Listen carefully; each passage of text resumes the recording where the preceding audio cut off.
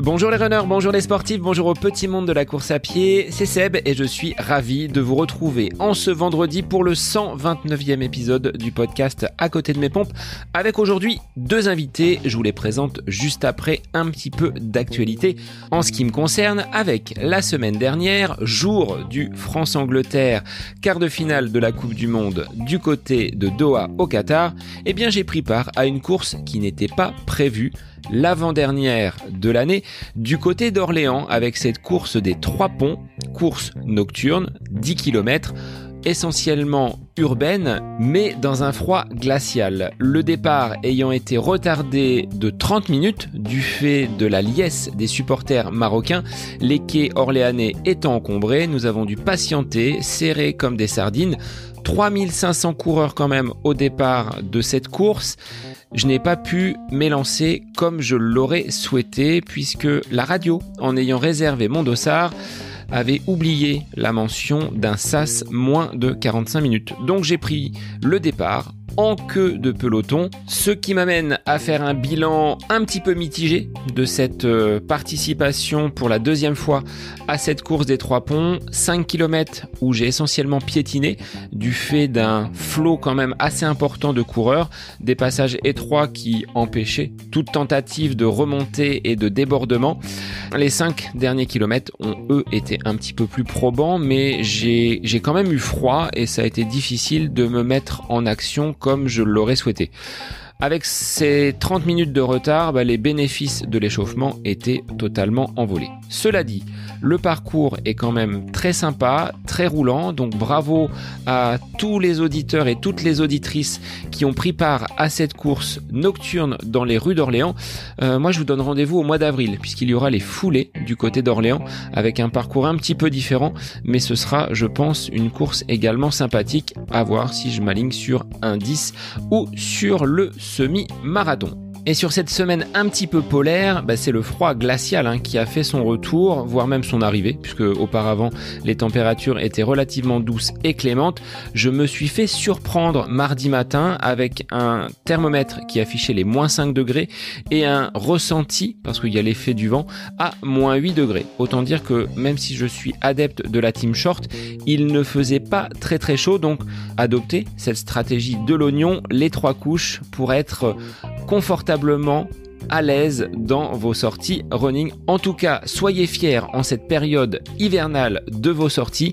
Vous le savez, la difficulté première est de mettre le nez dehors. Une fois qu'on est parti, on aura tout loisir, tout plaisir après la séance d'être confortablement installé avec une petite boisson chaude dans son canapé. Pour finir et avant de vous présenter mes invités du jour, petit point sur l'agenda, 15 jours de vacances qui s'annoncent pour moi, entrecoupés par ces repas de fête, mais il y aura jusqu'au dernier jour de l'année, 31 décembre, de la course à pied au programme avec ses foulées Bonne-Valaise, 6 km 600 en mode corrida, up and down, ça monte, ça descend, ça va très vite. Idéal avant de festoyer et de passer de l'année 2022 à l'année 2023. Alors moi je vous attends sur les réseaux pour que vous veniez me dire quel est votre programme pour cette fin d'année. Est-ce que vous êtes en coupure? Est-ce que vous avez encore l'énergie pour sortir les baskets et peut-être accrocher un dossard? Écoutez, rejoignez-moi sur les réseaux, Facebook, Instagram. Vous avez les clés pour vous exprimer et venir partager votre passion avec moi.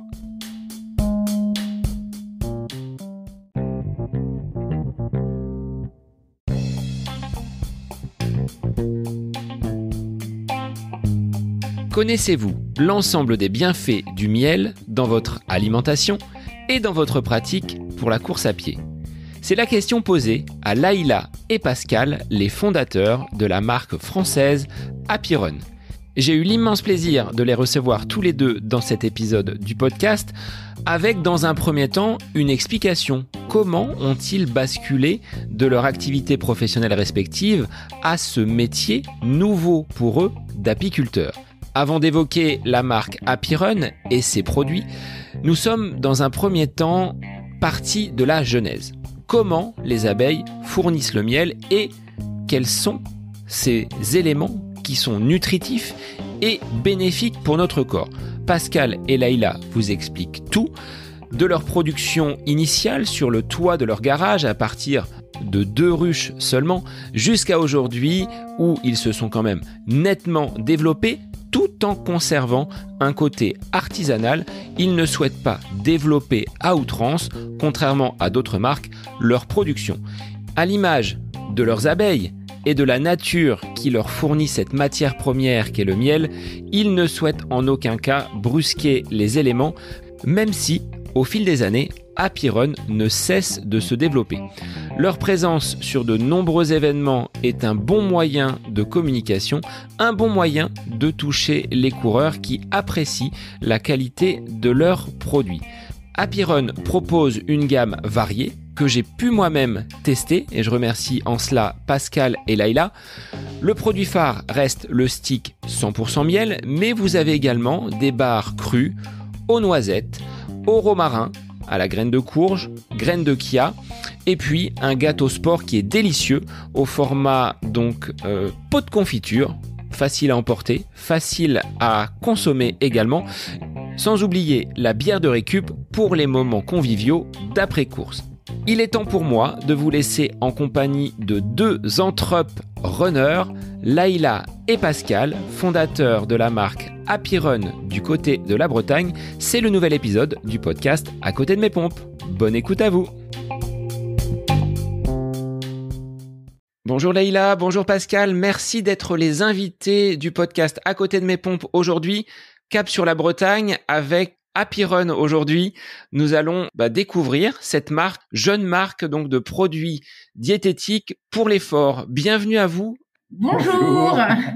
On est ravis de vous retrouver et de pouvoir vous donner un petit peu d'infos sur ce que l'on fait, qui on est.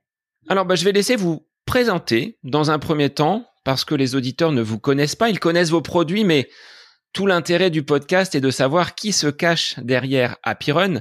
Leïla, je te laisse te présenter. Ok, donc moi, Leïla, je suis la maman de 3 enfants. J'ai toujours couru, plutôt coureuse du dimanche, une fois par semaine. Et puis un jour sur un défi pour accompagner un proche qui s'arrêtait de fumer, je me suis mise à courir beaucoup plus régulièrement jusqu'à m'inscrire au club, puis accrocher des dossards et me mettre un petit peu à courir sur différentes distances. Je dis souvent que je cours jusqu'à 70 km et qu'après je passe au vélo. Voilà. Pascal, de ton côté? De mon côté, j'ai plus de choses à dire parce que je suis déjà un peu plus âgé. Moi je cours depuis 88. Ça donne une petite idée. Ma première compétition, c'était un semi-marathon. À partir de là, en même temps, j'avais une activité professionnelle qui était pas du tout liée avec les abeilles. J'étais cadre commercial dans une entreprise d'assurance, on va dire ça comme ça. Et puis, j'ai développé la course à pied en ultra, d'abord en marathon, après en ultra, et puis en parallèle, j'ai passé mes diplômes d'entraîneur. Donc, j'ai entraîné en club, plusieurs clubs. Et puis, finalement, pour faire connaissance de Leïla en club, puisque on s'est connus quand je l'ai entraîné. Et puis, de fil en aiguille, qu'est-ce qu'on peut dire, on s'est installés ensemble. Un jour, nous a pris l'envie d'avoir quelque chose de commun en activité autre que la course à pied, et on a installé 2 ruches sur notre garage. Tout à fait, en loisir, en fait, juste pour compléter effectivement ce que tu dis, à aucun moment on s'est dit viens, on va investir le marché de la nutrition sportive. C'était pas du tout notre intention. Notre intention, c'était pour moi qui était en transition d'un métier de responsable marketing dans le plus grand groupe de presse français, d'aller vers autre chose de beaucoup plus concret, proche de la nature. Et donc on s'est lancé effectivement dans l'apiculture en commençant par 2 ruches sur notre toit sans abeilles, vides. Et on l'a pris un petit peu comme un signe, c'est-à-dire que coup sur coup, on a 2 essaims qui sont arrivés et qui ont coloniser, habiter ces ruches pour notre plus grand plaisir. Et notre aventure et notre fascination pour les abeilles a commencé comme ça. Voilà. Comment vous avez justement décidé de quitter vos postes respectifs? D'un côté, cadre commercial, de l'autre côté, directrice marketing. C'était un ras-le-bol, et ça remonte à quand par rapport à ce timing? Là, on est en 2022. Ce début d'aventure remonte à combien d'années? Alors moi, j'ai eu un problème de santé, donc je pouvais plus continuer à faire ce que je faisais. Donc ça s'est imposé à moi à la fois de faire une pause et de repartir sur autre chose. Et ça, c'était en 2016. Et pour toi, Pascal, cadre commercial, tu as dit stop à quel moment? Je sais même plus. À peu près dans les mêmes eaux, peut-être 2015. 2017. Ou 2017, en fait. Mais alors moi, c'est un peu plus particulier. En fait, j'étais dans une entreprise et j'arrivais en fin de carrière. Et dès que j'ai pu m'éclipser de l'entreprise, je l'ai fait immédiatement. Le plus tôt possible pour moi étant le mieux, pour envisager effectivement une forme de reconversion professionnelle maintenant à temps complet, puisque oui, l'activité d'Apiron, avant tout, c'est maintenant la récolte, on va dire la récolte du miel. Donc l'élevage des abeilles, la récolte du miel pour pouvoir approvisionner l'ensemble de nos produits. Alors peut-être pour compléter ça aussi, ce qu'on peut dire, et pour répondre à ta question Sébastien aussi, comment est-ce qu'on a eu l'idée de lancer Apiron? C'était pas juste d'avoir des abeilles, c'est vraiment venu d'un entraînement marathon. On était sur un entraînement marathon, une de ces séances longues qui en l'occurrence faisait 2h30, où en fin de séance on travaille sur la fatigue, on fait un bloc d'accélération c'était 7 ou 8 kilomètres en allure marathon, et j'avais un de ces gels chimiques dans la poche. J'étais fatiguée, j'avais besoin d'énergie, et pour autant je l'ai pas pris parce que je me suis dit ça va encore me faire mal au ventre. Moi, ça me faisait mal au ventre personnellement. Voilà. Et de fil en aiguille, on a discuté en se disant mais on a nos abeilles, on pourrait peut-être faire quelque chose, parce que le miel a des propriétés incroyables, c'est très très digeste, et la réflexion a commencé comme ça, et donc notre premier produit, ça a été des petites doses de miel après beaucoup de travail. De ces 2 ruches que vous avez posées sur votre garage, oui. Vous connaissiez le fonctionnement des abeilles, ou vous avez vraiment tout appris en étant novice et en peut-être vous auto-formant? Comment vous avez avancé dans ce processus de ces 2 ruches jusqu'à aujourd'hui? Vous êtes des experts de cette production de miel que vous arrivez, et on le va voir par la suite, à transformer avec différents produits à destination des sportifs. Bon, moi j'avais toujours une petite notion de la manière dont fonctionnaient les abeilles, les colonies, etc. Mais de là à avoir des notions et effectivement passer à la pratique, ça s'est fait un peu en douceur en fait. On a eu 2 ruches au mois de juin.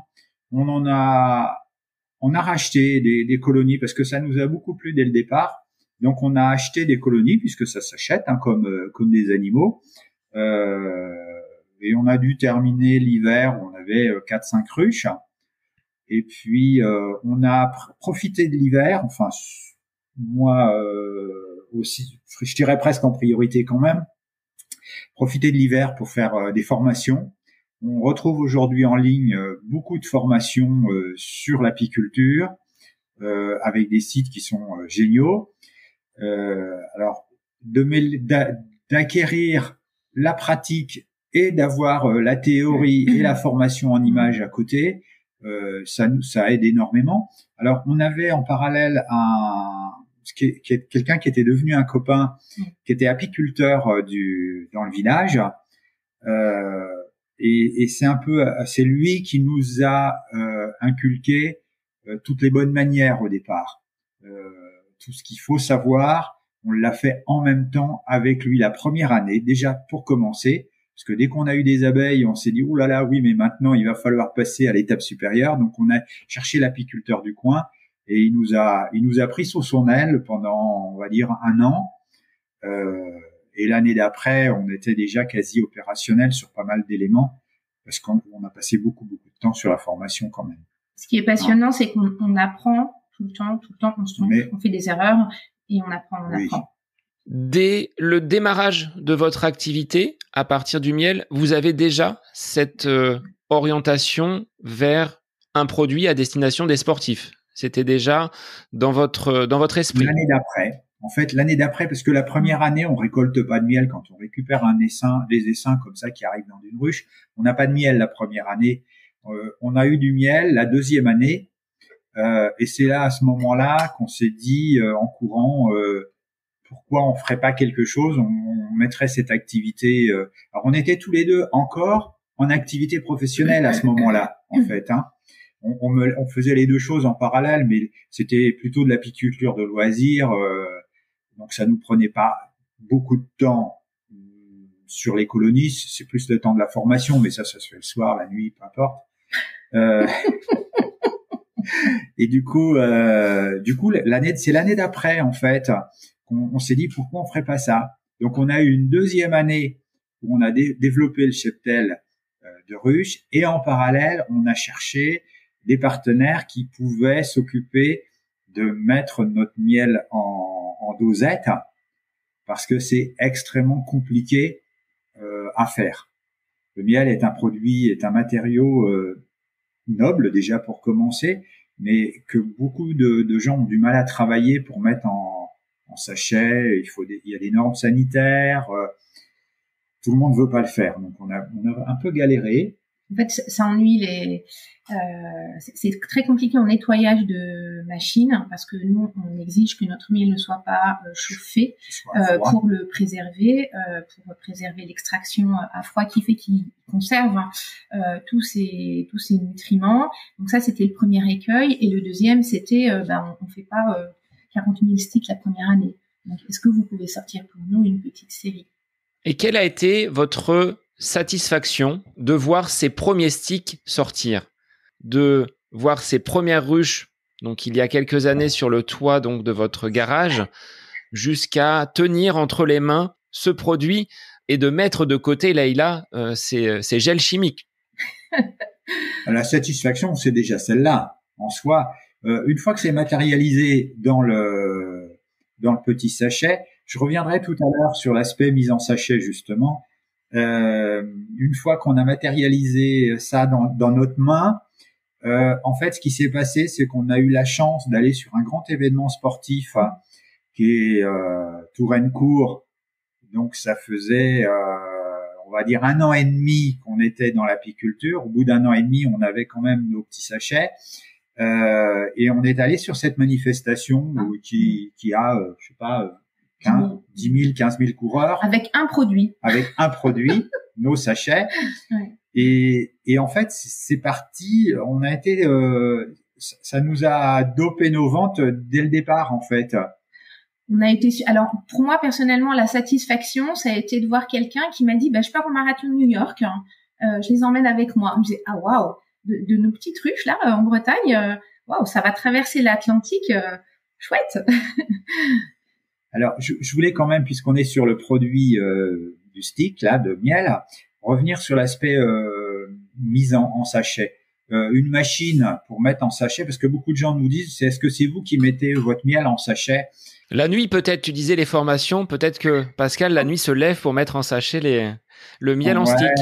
Il en serait capable. Ça aurait pu, hein, mais en fait, il faut une machine pour faire ça. La machine, globalement, c'est entre 30 et 35 000 euros. Et en fait, cette machine, elle met à peu près, alors pour nous qui mettons du miel à froid, elle met à peu près 5000 sticks par jour. Enfin, on fait 5000 sticks par jour. Alors, je me rends pas bien compte en termes de quantité ce que ça représente par rapport à vos besoins, à vos ventes aujourd'hui. Ben justement, j'allais y arriver. Cette année, on en a fait 45 000 sticks. Et il faut 300 kilos de miel pour faire 15 000 sticks. Ce qui se passe, en fait, c'est que cette machine, si on avait investi dans la machine, elle tournerait 10 jours par an. Aujourd'hui, elle ne serait utilisée que 10 jours par an. Compte tenu des contraintes sanitaires qu'il y a avec ça, en fait, on n'avait aucun intérêt à le faire nous-mêmes, mais plutôt s'adresser à un professionnel qui est fait dans les règles de l'art. Lui, c'est le professionnel de l'ensachage. Nous, on est plutôt le professionnel de la fabrication du miel, et auquel cas, on fonctionne sur beaucoup de produits maintenant comme ça, parce que on pourrait pas avoir une gamme de produits que l'on ferait nous-mêmes avec l'ensemble des machines, quoi. C'est pas concevable, les investissements que ça représente. Alors, oui, c'est ça. Alors, pour compléter, effectivement, nous, notre cœur de métier, c'est de produire une matière première de qualité, de bien s'occuper de nos abeilles, de faire en sorte qu'elles passent bien les hivers et qu'elles soient le plus productives possible, et de leur mettre à disposition un environnement de qualité pour les ressources mellifères. Et effectivement, on s'appuie ensuite sur des experts à qui on fournit cette matière première de qualité pour produire bien les autres produits de la gamme que l'on propose aux sportifs. Que l'on a développé depuis. Voilà. Avant la mise en sachet, Leïla, oui. Quel va être le processus? Vous implantez donc vos ruches, peut-être à des endroits différents, peut-être que la qualité, enfin pas la qualité, mais la composition du miel en fonction des fleurs qu'elles vont trouver va peut-être être différent. Je sais pas. Après ça, tu vas me l'expliquer. Mais de cette ruche jusqu'au petit sachet, comment ça se passe? Alors Pascal a fait tout un travail important qui est déjà d'identifier des emplacements potentiellement intéressants, parce qu'il y a du saule et qu'en début de saison, ça permet aux abeilles de démarrer la saison, parce qu'il y a du colza pas loin, parce que la forêt est là, qu'il y a du châtaignier, qu'il y a des ronces, parce que juste à côté, on va pouvoir les bouger, il y a du sarrasin, on va pouvoir les implanter. Alors bien sûr, on a fait des erreurs. La première erreur qu'on a faite, c'était d'installer un rucher. On avait une quinzaine, une vingtaine de ruches, je ne sais plus. Et en fait, on pouvait pas y accéder en camion.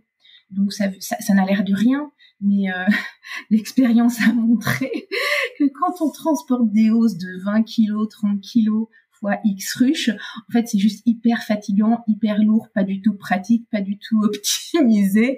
Et donc, pour ces raisons-là, on a été amené parfois à optimiser les emplacements et en chercher d'autres. Donc, trouver des bons emplacements, c'est à la fois l'aspect ressources mellifères et pratique, parce que c'est beaucoup de logistique, l'apiculture. Comme on a développé le cheptel, on avait à la fois besoin des abeilles, mais aussi ce qu'on appelle des boîtes. Et comme on fonctionne, et ça c'est quelque chose d'important sur fonds propres, on n'appartient pas aux banques, eh bien on achète presque tout sur le bon coin. Donc, ça fait partie du process. On a beaucoup chiné pour pouvoir se développer à moindre frais et sans se mettre, entre guillemets, la rate au courbouillon, et être serein dans l'avancée du projet. Et donc, du début de saison, au moment où les abeilles vont faire leur travail, jusqu'à l'ensachage, il se passe combien de temps et quelles sont les différentes étapes? Par quoi on passe pour partir de ce produit? Vous l'avez dit, hein, il n'est pas chauffé, il n'est pas transformé. On est sur la matière noble. Alors dans ce cas-là, il faut expliquer la saison apicole, parce que la saison, on va dire qu'elle commence à l'automne. En fait, quand on a des colonies qui ont produit l'été, il faut déjà s'assurer qu'elles passent l'hiver. Donc il faut qu'on leur laisse suffisamment de réserve à l'intérieur pour que la colonie passe l'hiver. Parce que si elle n'a pas assez à manger, il va falloir la nourrir avec des produits plutôt sucrés. Mais parfois, on est obligé, si les hivers sont très rudes ou pas assez rudes d'ailleurs, parce que en fait, c'est l'inverse. Si l'hiver est très rude, la colonie va pas consommer beaucoup de ses réserves. Si l'hiver est doux, en fait, les abeilles vont sortir, elles vont se dépenser et elles vont avoir besoin de manger, et donc elles vont vider leurs réserves. Donc ça, c'est des précautions qu'on doit prendre l'hiver. Au printemps, on va vérifier toutes les colonies, on va changer les plateaux, parce que en fait, il y a toujours des impuretés à l'intérieur. Il est pas exceptionnel de retrouver un mulot au printemps dans une ruche. On leur fait le ménage de printemps. Le grand nettoyage.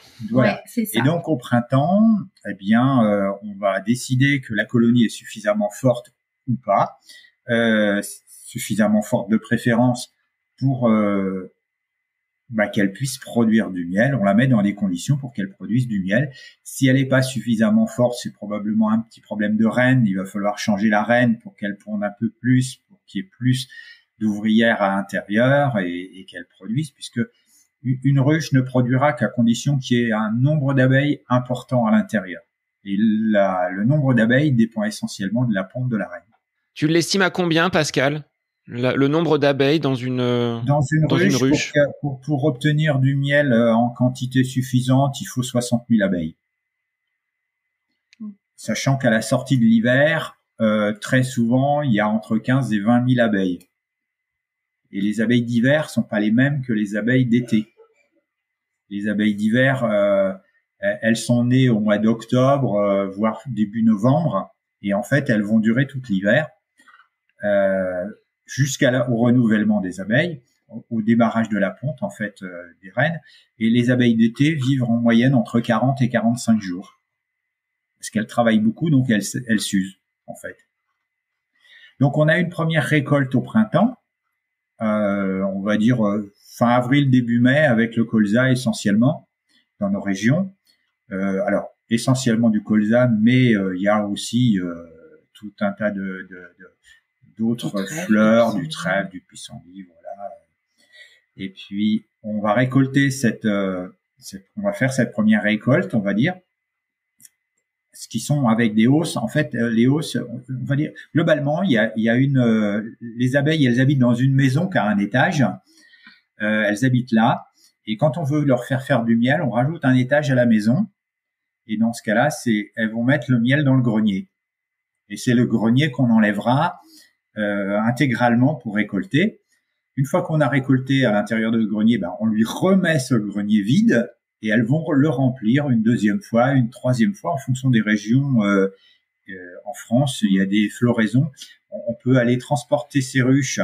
Alors, soit on a un rucher statique qui reste toute l'année sur place. En général, par ici, on a 2 récoltes. Soit on met des ruches, ça s'appelle de la transhumance, on les met sur une remorque ou un camion. On les emmène dans un endroit où il y a une floraison typique. Par exemple, c'est ce qu'on a fait avec du sarrasin cette année. Et puis, on a une troisième récolte typique à cette plante.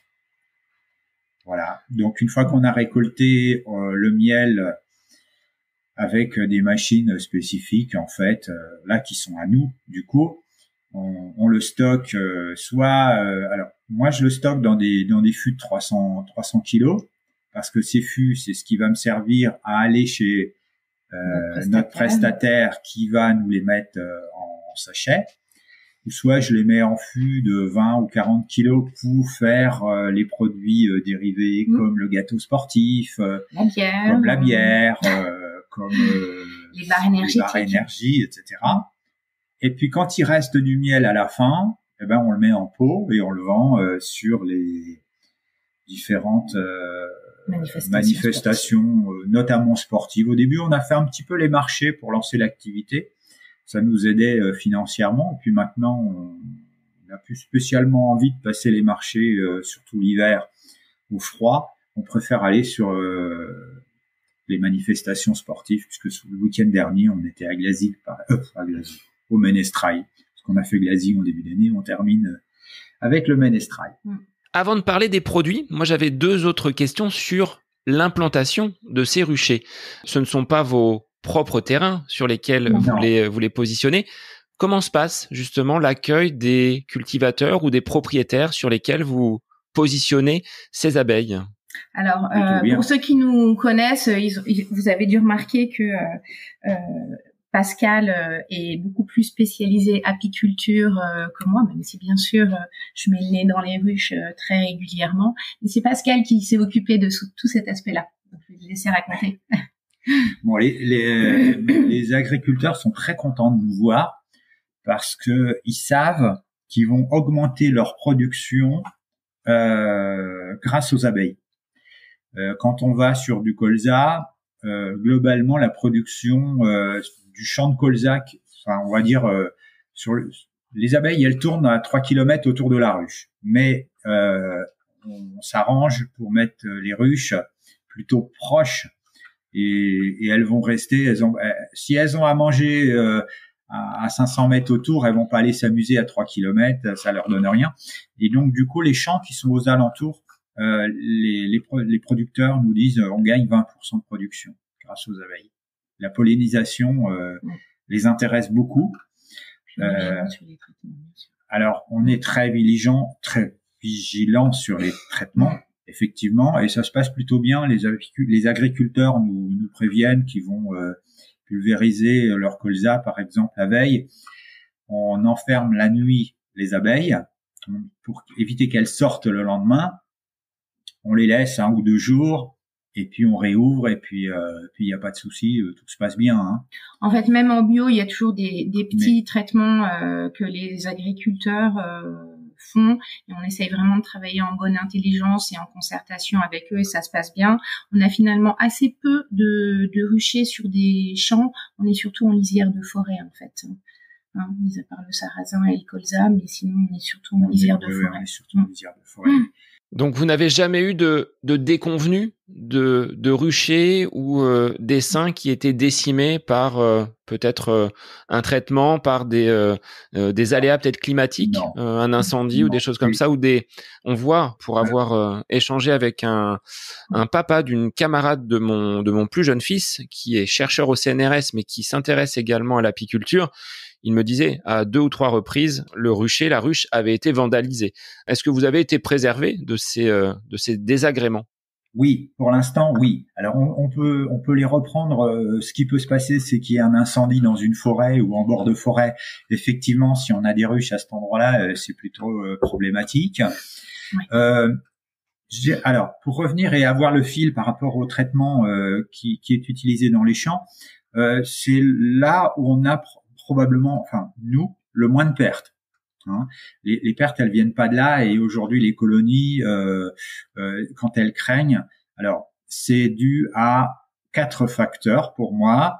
Donc effectivement les intempéries, ça peut être effectivement une inondation si on est dans un endroit inondable, les incendies, l'aspect du frelon asiatique qu'on pourra aborder, ce qui est vraiment la catastrophe d'aujourd'hui. On va peut-être parler de sport, mais le frelon asiatique, c'est la vraie catastrophe d'aujourd'hui, et c'est pas fini.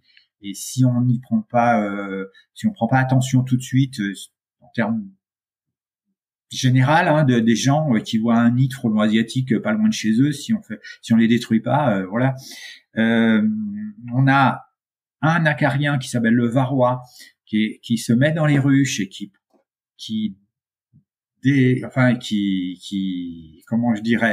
détruit les colonies. Et puis voilà quoi. Après, il y a aussi, pardon pour compléter, pas mal de personnes qui se lancent en apiculture et qui pensent que les abeilles se débrouillent toutes seules. Non, c'est des abeilles domestiques en fait, donc elles ont besoin de notre aide, et effectivement il faut se former et apprendre au plus vite comment bien s'en occuper. Et très souvent en fait les taux de mortalité les plus hauts sont sur les plus petits ruchers.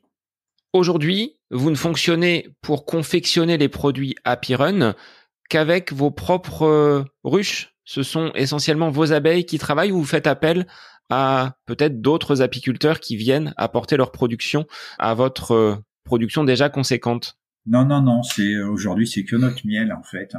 Je m'arrange pour augmenter le cheptel de production au regard de la production de miel dont on a besoin. Là en ce moment par exemple, on a 100 ruches en production. Je sais qu'à la sortie de l'hiver, il va y en avoir 4 ou 5 qui vont être mortes, parce que la reine, une reine, ça dure 4 ans en moyenne, mais elle peut mourir n'importe quand dans l'année. Et si elle meurt au mois de décembre, en fait, la colonie va pas se renouveler. Et puis du coup, c'est une ruche qui est morte. Bon, donc on va réattaquer le printemps avec peut-être 90-95 ruches. Là-dessus, je vais faire de l'élevage, c'est-à-dire que je vais par exemple dans chacune des ruches, je vais prélever un cadre qui va me permettre de créer des nouvelles ruches. Et donc je pense que l'année prochaine, au mois d'octobre, je serai probablement entre 160 et 170 ruches qui seront pour passer l'hiver, de façon à anticiper la production pour l'année d'après. Voilà, donc en synthèse, on a toujours un rucher d'élevage et un rucher de production pour compenser les éventuelles pertes et effectivement assurer la production. Après, si catastrophe, incendie, inondation, autre, on ne s'interdira pas d'aller chercher du miel chez d'autres apiculteurs parce qu'on n'est pas les seuls à faire nos abeilles ne sont pas les seules à produire du miel de qualité. Voilà, parce que effectivement, dans les questions que tu nous avais posées et que tu nous avais envoyées, tu nous avais demandé mais quelles sont les valeurs que vous véhiculez. Nos valeurs, c'est on peut trouver en local des bons ingrédients et des bons nutriments qui sont naturels et c'est ça en fait que l'on veut proposer et le slogan qu'on a c'est booster sportif au naturel avec en général une petite hermine à côté pour symboliser notre côté très local. Et alors comme on est passionné d'apiculture, là on parle beaucoup d'apiculture à ton ce qu'on dit ça. Non, mais c'est intéressant que les gens comprennent justement qui est derrière ce gel, ce stick, au miel que l'on va prendre, ce gâteau sport, cette barre, parce que c'est pas simplement une barre que l'on consomme. Il y a toute la pédagogie que vous avez et c'est important, je trouve, de l'expliquer. Par rapport à cette quantité de miel, c'est la nature qui travaille, ce sont les abeilles. Oui. Est-ce que vous n'avez pas été, on va dire, frustré, peut-être pas encore, de ne pas pouvoir développer autant que vous vouliez cette marque Happy Run au regard des besoins, parce que plus vous allez participer à des événements, plus vous allez avoir de demandes, il y a peut-être un risque à un moment donné de rupture de produit. Alors, le risque existe toujours. Si on était dans une logique, je dirais, de développement à tout crin, parce qu'on a des emprunts auprès des banques, parce qu'on a des investisseurs qui nous attendent, c'est pas notre optique. Si on était là pour faire un max de profit, déjà, on prendrait pas du miel français. On ferait comme tout le monde, on importerait du miel de très loin pour marger à max. Voilà. Pour le moment, c'est pas arrivé en fait. Après, on a une quarantaine de points de vente, donc c'est pas énorme non plus. On vend beaucoup sur Internet et sur les manifestations sportives. Pour le moment, on est autosuffisant sur la production de miel. Ouais. On a quand même un amortisseur. Moi j'appelle ça un amortisseur parce qu'en fait quand on a jusqu'ici on a toujours eu du miel en rab une fois qu'on a fait les produits pour les sportifs et comme ce miel on le met en pot moi je me dis si vraiment il y avait quelque chose sur lequel on devait faire l'impasse, ce serait sur le miel en pot. Donc j'ai cet amortisseur où de temps en une année je peux avoir 200 kilos de miel en trop que j'ai en pot ou 400 en trop qui sont en pot. Bon, donc ça me fait de la marge pour faire nos produits énergétiques en fait. Donc jusqu'ici, voilà, on essaye de gérer comme ça. Et honnêtement, on n'est pas intéressé pour devenir des industriels de la nutrition sportive. Je préfère vendre quelque chose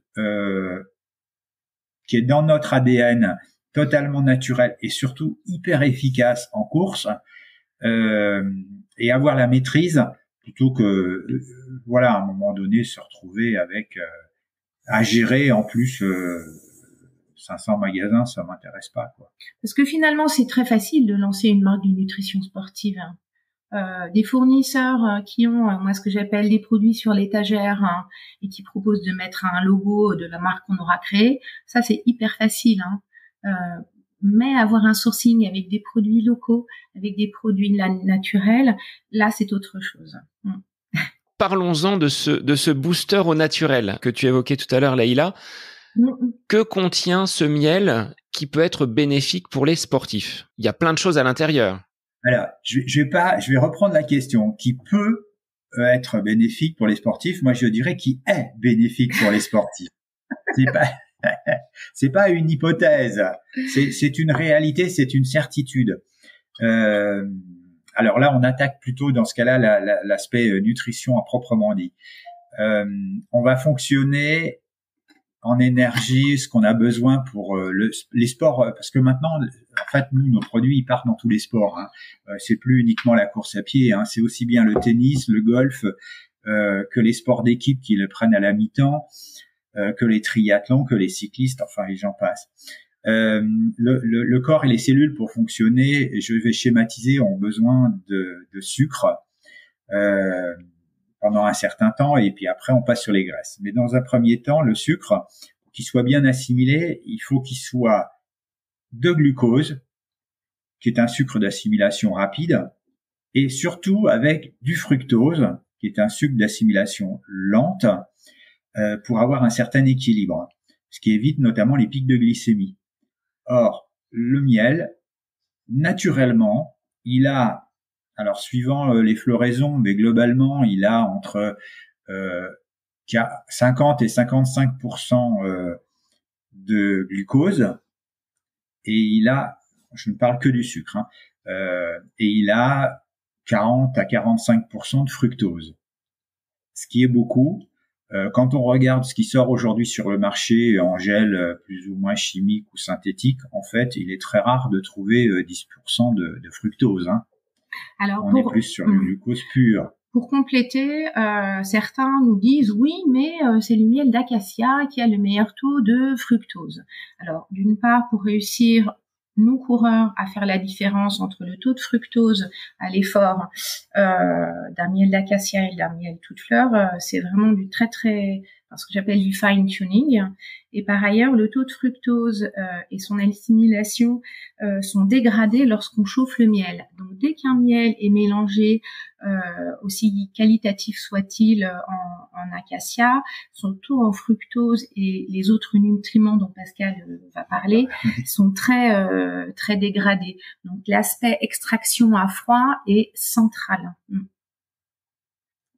Donc une fois qu'on a passé l'aspect sucre, où les deux sucres sont dans le miel, les abeilles injectent des amylases, en fait, qui sont des enzymes de prédigestion pour l'humain.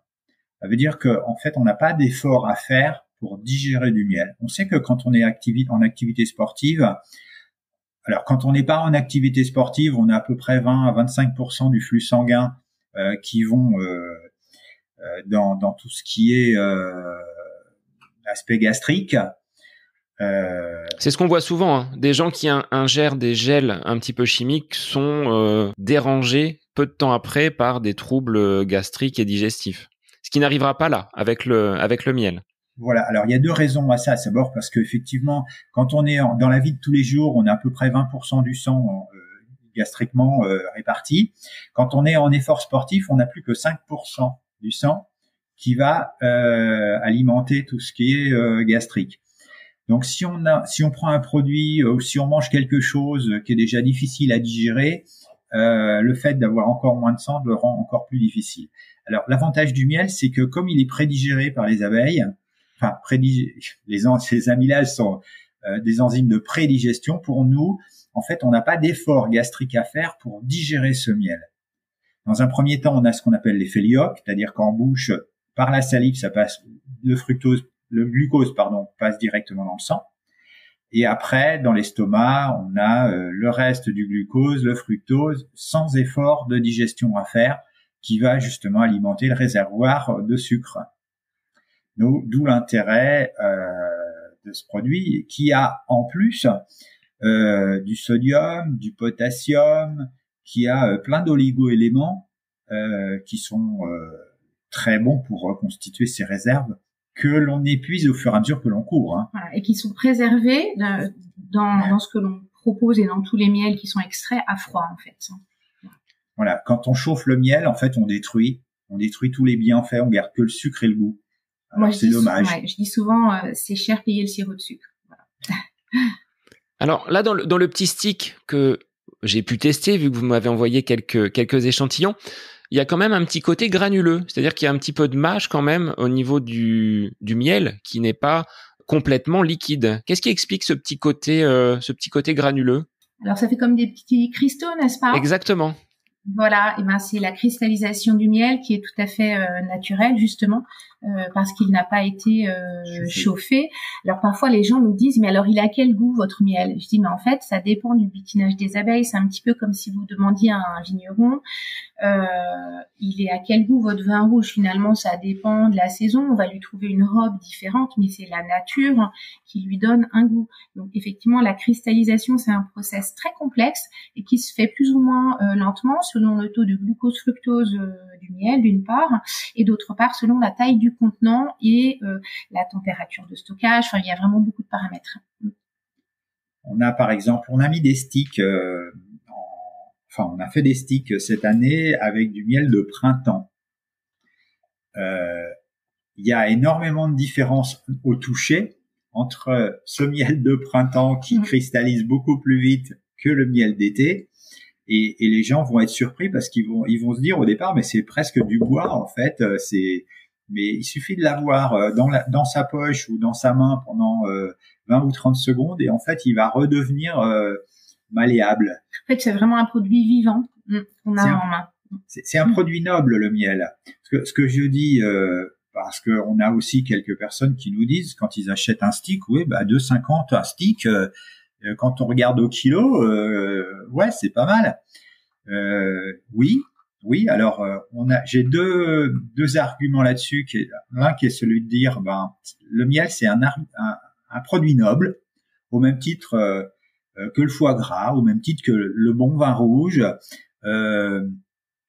Aujourd'hui, on boit une bouteille de vin rouge en un repas. Elle a fait une demi-heure, 3/4 d'heure, et c'est fini.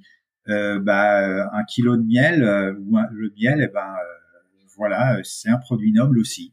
Oui, et puis on peut aussi le comparer à l'usage, c'est-à-dire que nous, ce que l'on propose, c'est quelque chose de facilement transportable, et on est juste un tout petit peu moins cher que d'autres marques concurrentes avec une autre provenance. Ouais, voilà. Sachant que le chimique et le synthétique est au même tarif, et quand on connaît le prix du litre de glucose aujourd'hui, on est à 100 lieues, voilà. Donc on vend un produit noble au prix de l'industrialisation. Et quel a été l'accueil donc des sportifs à qui vous avez dans un premier temps fait tester? Vous avez été vous-même vos propres testeurs, étant tous les deux des coureurs, mais quand vous avez commencé à prospecter, comment vous avez pu convertir des sportifs qui étaient exclusivement sur des produits chimiques à vos produits Happy Run?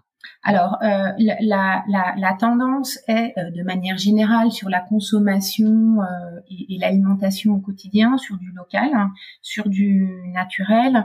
Donc, de ce côté-là, il y avait une adhésion assez forte d'emblée et une curiosité, je pense, aussi, et une envie de goûter. Voilà, et d'essayer en mode effort, et en fait très vite les gens sont revenus vers nous en disant mais c'est dingue, mais qu'est-ce que vous mettez? Juste du miel. Juste du miel. Donc en fait ça a pas été, moi je sais pas toi, mais je l'ai pas ressenti comme difficile, non. Ce qui est difficile pour nous, c'est qu'on n'a pas la force de frappe de grosses marques qui arrivent d'outre-Atlantique ou même en France avec des moyens de marketing et de communication très très importants. Mais comme je le dis souvent, un bon produit en fait se fait connaître par la qualité de son produit et pas forcément par la force marketing, même si parfois on aimerait bien avoir un petit peu plus de budget, voilà, parce qu'on n'investit pas du tout en publicité. Donc c'est l'occasion, par un podcast, par peut-être des salons sur lesquels vous participez, vous le disiez tout à l'heure au Ménestrel, et tout simplement le bouche à oreille des coureurs en disant j'ai utilisé ce produit-là, c'est plutôt bien, c'est même très bien, c'est naturel, et les gens en parlent autour d'eux. Voilà, ça fonctionne effectivement très bien parce que ils ont très souvent la gentillesse quand ils reçoivent un colis, on leur demande rien de nous donner un petit peu de visibilité sur les réseaux sociaux, simplement parce qu'ils sont contents, je pense, de recevoir nos produits, de les découvrir et de les faire découvrir à d'autres aussi. Notre plus grande satisfaction aussi, c'est qu'on a des athlètes de renom maintenant qui nous font confiance. Je pense à Anaïs Kemener qui est intervenue assez récemment dans ton podcast aussi, pour qui les valeurs naturelles et simples qu'on essaye de véhiculer sont importantes. Félix Bourg qui était au marathon de Valence là tout récemment et qui a fait son premier marathon en 2h10 et parfois on nous dit mais vous les payez combien? Je dis mais je ne paye pas les athlètes en fait, au contraire de beaucoup d'autres marques, on ne paye pas les athlètes, bien sûr qu'on leur fournit des produits de nutrition sportive gracieusement, mais pour autant ils nous aident parce qu'ils en ont envie. Comment par la suite vous avez eu l'idée de développer d'autres produits autour de ce stick? C'est qu'il vous restait du miel, comme vous le disiez tout à l'heure. D'abord, vous avez constitué donc un produit emballé avec donc le petit stick. Mm-hmm. Derrière, il y a un gâteau sport, il y a des barres qui sont elles également crues, donc on va pouvoir revenir dessus. Et puis cette bière de récupération qui aide peut-être les sportifs à passer justement le cap d'une course un peu difficile. Bon, je vais tout de suite rebondir sur la bière. Bon, la bière, c'était l'aspect clin d'œil sur les grandes courses, les trails, etc. Souvent, c'est tradition la bière. Bon, c'était plus cet aspect clin d'œil qui nous a mené. Mais on dit toujours quand on prend un verre de bière, on prend un verre d'eau et auquel cas il y a plus de souci. Non, je dirais l'idée c'était quand même au départ, une fois qu'on a eu le stick, c'est de se dire pourquoi on développerait pas la gamme de A à Z, mais avec simplement quasiment un seul produit à chaque fois. C'est-à-dire que on veut pas sortir un gâteau sportif avec plein de goûts, par exemple, en se disant un goût chocolat, un goût machin, un goût bidule. Non. On voulait pas non plus mettre notre miel en poudre pour proposer un gâteau sportif à réhydrater et à cuire parce que déshydrater notre miel, c'était péché, quoi. Enfin, je sais pas comment on peut dire ça, mais c'était du gâchis. C'était saboter la matière première, entre guillemets. Voilà, et perdre les propriétés. Donc, on a suivi une logique qui était de dire, bon, il y a la compétition étant le point de départ, mais il y a avant la compétition à l'entraînement, il y a la veille et le matin de la compétition, puis il y a l'après-compétition. Donc, on a développé un produit qui est de la ruche, qui s'appelle la propolis, qu'on utilise en cure une dizaine de jours avant son échéance. Ça évite d'être malade. C'est pour la phase d'affûtage. Vraiment. Ça renforce les défenses immunitaires. C'est très efficace. Et c'est un produit de la ruche, c'est pas du miel. Donc après, tu as développé, parce que c'est toi qui l'as fait, le gâteau sportif, qui est une forme de pain d'épices. En fait, c'est un gâteau sportif avec un indice glycémique intéressant qui est très pauvre en gluten, avec un emballage recyclable, prêt à consommer et bien sûr avec du miel. Donc, il contient presque effectivement 50% de miel. C'est de la farine de seigle bretonne que je vais chercher directement au moulin et qui est fabriquée en grande partie par des travailleurs en situation de handicap qui nous aident et auprès de qui on sous-traite une partie de la production. Voilà. Avec l'idée de se dire je pars sur un marathon à New York, je pars faire la Saint-Élion, une course, je suis à l'hôtel dans mon camping-car, je n'aurai pas forcément le temps de cuisiner ou de me préparer quelque chose, je ne sais pas quel sera le petit déjeuner, j'ai quelque chose que j'ai validé à l'entraînement et qui est juste prêt à consommer. Pas besoin de mobiliser toute une brigade pour réaliser son gâteau sport. On l'a directement sous la main.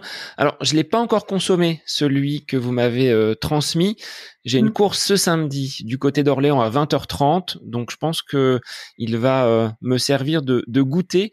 Est-ce qu'il faudra que je vous renvoie le petit bocal, vu qu'il est réutilisable? Alors, je pense qu'en termes de frais postaux, ce serait contre-productif. Mais oui, pour les locaux, on consigne, bien sûr. Bon, si je passe par la région bretonne, eh bien, je vous le déposerai. Avec grand plaisir. Alors, puisqu'on est sur le gâteau sportif, souvent les gens, alors toi ta course elle est le samedi soir, donc tu le prends en encas dans l'après-midi. Quand la course est de bonne heure le matin, on mange à satiété. Quand on attaque le pot, on mange la satiété, puis à un moment donné, on dit ça va, c'est bien, c'est suffisant. Hop. Alors, je voudrais juste ajouter, c'est que on peut, la veille de la course, manger un peu de gâteau sportif en dessert. Ça remplace efficacement le riz au lait traditionnel, je dirais. Et ça charge bien en glucides pour le lendemain, et on remet justement une couche le lendemain matin, et là, c'est top. Hein. Alors, on a développé en même temps que ce produit, ce gâteau sportif, on a développé une tisane. Une tisane. Alors, l'idée de la tisane au départ, c'était de dire, dans une tisane, je sucre souvent, et dans ce cas-là, j'y mets du miel. Mais tant qu'à faire une tisane, autant qu'elle soit efficace dans le domaine du sport. Donc, on a une tisane qui s'appelle Boost, qui se prend avec le gâteau sportif ou qui se prend dans la journée, on va dire le matin. Ça remplace très efficacement le café. Ça n'a pas d'effet diurétique et c'est surtout très hydratant en même temps. Voilà, on s'est là aussi entouré en fait d'une naturopathe parce que comme ce sont uniquement des plantes bio et françaises cueillies par des cueilleuses, dont c'est le métier, on a voulu associer des plantes de manière intelligente pour que ce soit à la fois tonique et digeste. Donc on y retrouve du thym, du cynorhodon, de l'ortie et de la menthe poivrée. Elle plaît beaucoup. Donc il y a une gamme vraiment complète, que ce soit dans la récupération, dans la préparation, on peut utiliser vos produits. Et ces barres crues, comment elles sont fabriquées? Parce que alors j'ai goûté celle miel noisette graine de chia, très goûteuse avec ce petit croquant de la graine de chia qui est très agréable. Là aussi c'est en complément, on l'utilise comment par rapport au gel? Alors, si tu l'as goûté et qu'elle t'a plu, déjà, ça nous fait toujours plaisir de l'entendre. Peut-être que tu as regardé aussi l'étiquette et les valeurs énergétiques. Elle titre à plus de 500 calories pour 100 grammes. Donc, autant dire que en apport énergétique, c'est vraiment conséquent. Et c'est plutôt sur les efforts de plus de 2 heures, en alternance avec les sticks de miel. Comment on l'a conçu? On a fait appel à une pâtissière marathonienne et on a pris l'avis d'un diététicien. On a fait des tests de différentes recettes. On a évolué sur la production, mais surtout l'accueil de cette barre a été vraiment tellement bon qu'on a voulu en développer une autre et compléter cette gamme avec une barre qui est elle sur les efforts de plus de 2h30, 3 heures ou en récupération. C'est une barre protéinée et salée. On l'a développée surtout en pensant aux trailers qui aiment bien manger un petit tuc sur l'étape de ravito. Et donc, cette barre est salée comme un tuc. Voilà, elle a le même taux de sel. Ça fait 1,5 g de sel pour 100 grammes. Et c'est des protéines végétales. Ce sont des ingrédients majoritairement français, voire européens. Donc, notre ADN, il est là, il est respecté. Ça a été très difficile. Parce que la facilité aurait voulu d'aller chercher de la protéine de riz, très souvent chargée en pesticides et qui vient d'Asie. Ce à quoi on a dit non, donc ça a été très long parce qu'il faut trouver des choses qui soient à un prix acceptable pour pouvoir commercialiser cette barre à un juste prix, à la fois pour rémunérer les producteurs de protéines végétales et des matières premières, et puis que ce soit accessible pour les sportifs. Alors vous êtes 2 entrepreneurs happy à vous voir comme ça tous les deux. Vous ne regrettez absolument pas votre ancienne carrière professionnelle? Alors pas du tout. D'ailleurs, d'où vient ce nom Happy Run, Pascal et Laïla? C'est venu tout seul, en fait. Happy comme apiculteur et run comme runner. Tout simplement. Ouais, alors c'est venu tout seul et l'autre jour je lisais quelque chose qui est une phrase que j'aime bien et qui dit apiculteur, c'est quelqu'un qui cultive les petits bonheurs de l'existence. Et effectivement, je pense que tous les coureurs seront d'accord quand on va courir, on a un petit shoot d'endorphine qui fait toujours plaisir, et de rentrer dans le monde de la rue, c'est quelque chose de très passionnant, fascinant, apaisant aussi, de les voir travailler, se concerter. Donc oui, Happy Run, ça s'est imposé à nous assez vite en fait.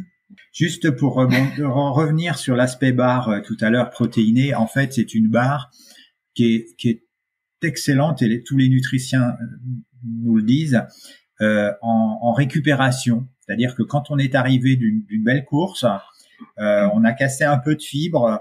Eh bien, cette protéine qu'on a à l'intérieur va nous reconstituer à condition qu'on la, enfin, j'allais dire à condition. L'idéal étant de la prendre dans les 30 minutes après son arrivée, en fait. Voilà, en barre de récupération, c'est excellent. Donc après, puisqu'on est sur la récupération, on a passé la bière, mais en même temps, pour après l'après-bière, on a une tisane récup. Que Laïla a au quotidien. Oui, mais moi aussi, hein, que j'ai aussi au quotidien, qui va nous aider à drainer et à bien récupérer pour repartir en entraînement le lendemain, entre autres. Pascal, tous ces conseils nutrition que tu donnes, c'est des choses que tu connaissais déjà ou que tu as accumulées et appris au fur et à mesure de votre expérience? Ou est-ce que tu as été déjà intéressé par ce côté alimentaire et alimentation du sportif? Je me suis toujours penché depuis très longtemps sur l'aspect nutrition, hein, quand je faisais mes ultras. Pour la petite histoire, par exemple, j'ai fait le marathon des sables où on préparait son sac de nourriture pour une semaine. J'ai fait le marathon des sables en équipe et à l'époque, eh bien, c'est moi qui préparais la nutrition pour les équipiers. On prend ça et on prend ça. Voilà pourquoi on le prend, etc. Donc, je me suis toujours intéressé à ça. Je me suis en même temps, quand tu es entraîneur, si tu veux, la nutrition, c'est un pilier hyper important de la réussite d'une course. Et donc, tu peux pas te permettre de dire, j'entraîne les gens sur un créneau sportif. Ils ont leur bon équipement, ils ont leurs bonnes chaussures, etc. J'essaye de leur l'inculquer cet état d'esprit et ce moral qui fait qu'ils vont aller au bout de leur course. N'empêche que si ils ont pas la bonne nutrition pour la course, c'est râpé. Si on supprime un des piliers un des pieds du tabouret qui a 4 pieds, eh ben ça marche pas. Donc je m'en suis toujours préoccupé. Et oui, maintenant j'ai acquis, aussi en me documentant un peu partout, à droite, à gauche, je vais presque dire faire des formations. Oui, j'ai acquis une certaine connaissance dans le domaine de la nutrition. Et ça m'arrive d'ailleurs de donner des conférences à ce sujet. À chaque fois qu'on sort un produit, on prend toujours l'avis d'un diététicien nutritionniste. C'est pour nous essentiel et c'est aussi enrichissant. Ouais. Est-ce que vous trouvez encore du temps dans votre activité d'entrepreneur, même si, tu l'as dit, hein, il y a ce côté passion d'aller cultiver ces petits bonheurs. Est-ce que vous avez encore du temps pour courir? Bah oui. Bah oui, moi j'y étais ce matin. Vous allez faire le tour des ruchers en courant? Ça nous arrive souvent. Ça nous arrive souvent. Mais le tour des ruchers, ça fait une grande boucle là. Je pense que, non, j'ai fait juste 10 kilomètres ce matin. Non, oui, on trouve toujours le temps de courir puisque, moi j'ai fait le marathon de Deauville il y a 3 semaines. Puis même, en fait, quand j'entraîne en club, je conçois pas d'entraîner et puis pas courir avec les athlètes. D'être sur le bord de la touche et puis faites ce que je dis mais pas ce que je fais ou je monte pas, ça va, voilà, faut montrer l'exemple aussi. Oui, puis il va y avoir des belles courses à venir. L'année prochaine, j'ai prévu de faire 4 marathons. J'allais vous demander justement quel allait être déjà votre programme sportif pour 2023 et puis on parlera un petit peu du développement et de l'avenir d'Happyrun. Comment vous le voyez? Alors déjà sur le plan sportif, Laïla, ce sera quoi pour toi? Ouais, pour moi, j'ai un objectif majeur, c'est la course qu'on organise. On va faire des recos, etc. J'ai un petit peu lâché l'aspect compétition. Pour autant, je fais du sport 4-5 fois par semaine. Ça n'empêche. Je mettrai des dossards au fil de l'eau, mais j'ai pas de programme structuré pour le moment. Voilà. C'est Pascal qui compose ton programme ou les entraînements? Les cordonniers sont toujours les plus mal chaussés. Non, surtout pas. Non, je fonctionne à l'envie, donc si on me l'impose, j'ai plus de mal à accrocher les objectifs. Pour autant, ça m'arrive, bien sûr, quand il fait une course, d'accrocher un dossard au dernier moment pour être sur le même événement aussi, hein, ouais, bien sûr. Donc Pascal, 4 marathons, tu sais déjà lesquels? Oui, non, au moins 3. Il va y avoir normalement Royan, il va y avoir Caen, il va y avoir Reims. Et puis le 4e, ça risque peut-être d'être Rennes, qui est tout près. Voilà. Et puis si je suis bien entraîné, enfin si ça va, peut-être un ultra sur la fin de l'année, style 24 heures ou un truc comme ça. Sur, on va dire, l'avenir d'Happyrun, comment vous l'envisagez pour 2023? Leïla, tu l'as dit, il y aura une course, donc c'est l'Happyrun, entre guillemets? L'Happyrun Tour. Ouais, c'est la 4e édition. Alors les 3 grands axes, en fait, c'est bien sûr le sport, c'est la convivialité et la solidarité. Donc le sport, on propose des distances de 4 à 42 kilomètres. Que l'on peut faire seul ou par équipe. La convivialité, il y a un concert qui sera proposé lors de ce week-end. On propose ici un dîner sur feu de bois au chaudron. Il y aura différentes animations dans le week-end, une surprise qu'on ne peut pas dévoiler mais qui est assez spectaculaire. Jamais vu dans le monde de la course à pied, on pourra dire. Ouais, je pense. Personne n'a jamais vu cette animation-là. Et puis la solidarité, parce que cette course, on va la mener au profit, comme toutes les autres éditions, de France Adopte, qui est une association pour le don d'organes et de moelle osseuse. L'an dernier, on avait eu la chance d'avoir pour parrain François Carré, qui est un éminent professeur en médecine du sport. Et cette année, ce sera probablement le non moins médiatique Fabrice Huré, qui est dialysé et qui court des ultras. Et qui a couru par exemple le Trail Bourbon et qui a tourné un film qui passait pas mal en France qui s'appelle La montagne dans le sang. Est-ce que tu peux rappeler la date de cette Happyrun Tour? Ouais, c'est les 22 et 23 avril et les inscriptions sont même ouvertes et c'est sur Click et Go. Bon, je remettrai les liens dans les notes de l'épisode de façon à ce que les gens puissent venir participer et prendre part à votre compétition. Je vous laisse le mot de la fin pour conclure cet épisode. Est-ce que l'on peut rappeler en quelques mots, et je vous laisse la parole conjointe, ce qu'est Happyrun, quelles sont vos valeurs et pourquoi il faut venir consommer votre miel, je ne vais pas dire du miel, votre miel pour nos événements et nos compétitions sportives ou à l'entraînement? Bon, alors c'est une question qui est tellement vaste, si on va essayer de résumer. En fait, on a à proximité, on a localement, on a la possibilité, entre guillemets, de doper son énergie pour l'activité sportive avec des produits totalement naturels, bien plus efficaces que des produits d'origine industrielle, chimique, etc. Tu vois, en même temps, on n'a pas reparlé des barres à cru ou des barres cuites. Voilà les grosses différences. C'est qu'on ne veut sortir que des produits qui soient très efficaces, où les gens s'y retrouvent. Et puis voilà, c'est notre bonheur que d'offrir aux gens du naturel efficace. Pas mieux. Pas mieux pour Leïla. J'avais moi une dernière petite question que je pose traditionnellement à mes invités, mais là j'aurai 2 réponses puisque vous êtes là tous les deux. Un instant qui serait pour vous un instant à côté de vos pompes, en dehors de toute activité sportive. Vous aimez faire quoi? Être au rucher. Alors, au rucher pour Leïla? Si. Moi, alors, en parallèle, je suis pilote. Et j'ai fait beaucoup de planeurs. J'ai fait de l'instruction en planeur. J'aime faire découvrir aux autres des horizons. Et d'ailleurs, ce sera en lien avec le prochain Happyrun Tour, puisque est-ce qu'on le dévoile maintenant? Non, on le dévoile pas maintenant, non. mais il y aura des surprises de ce côté-là. Donc la tête un peu dans les étoiles, pas trop les pieds sur terre parfois. Dans les nuages et dans les étoiles. Eh bien, Leïla et Pascal, moi je vous remercie de nous avoir fait découvrir l'envers du décor de cette marque française bretonne Happyrun, donc produit à base de miel pour le sport.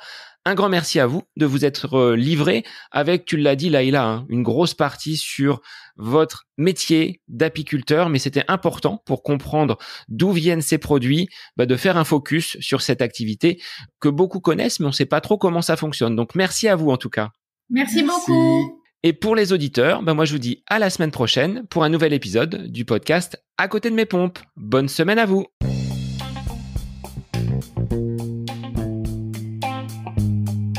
J'espère que cet épisode avec invité vous aura plu. Je vous remercie infiniment de votre écoute. Pour faire remonter le podcast dans les classements, je vous invite à laisser une petite évaluation sur Apple Podcast, 5 étoiles, un petit commentaire, ça me fera énormément plaisir et vous permettrez au podcast d'être remonté, diffusé, déployé sur ces différentes plateformes de façon plus importante encore qu'il n'est actuellement. Et puis je vous invite à me retrouver sur les différents réseaux, Facebook, Instagram. Laissez votre petit message, votre commentaire, ça me fait plaisir d'échanger avec vous. Si vous avez des questions, si vous voulez échanger sur quelconque sujet en lien avec la course à pied, mais pas que, parce que le sport c'est une philosophie de vie et c'est une passion qui nous anime de façon commune, donc n'hésitez pas à venir échanger avec moi. Sur ce, je vous souhaite une bonne fin de semaine, un bon week-end et je vous dis à la semaine prochaine pour un nouvel épisode du podcast À côté de mes pompes.